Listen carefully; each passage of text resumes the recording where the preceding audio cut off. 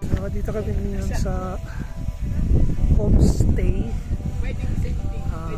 which saan kami magre-rest for today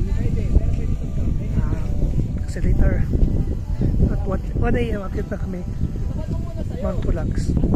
For now, magtaas na altitude kami.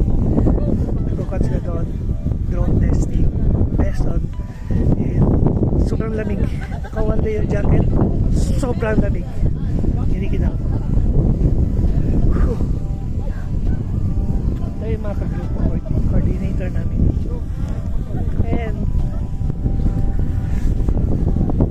we're just resting lang here. Ang lamig. Promise, sobra.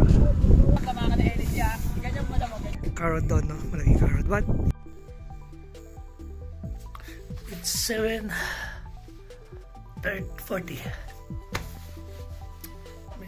Kakatapusan na rin kumain. And sobrang lamig na. And then mamaya mag-early breakfast kami. 12 AM ata.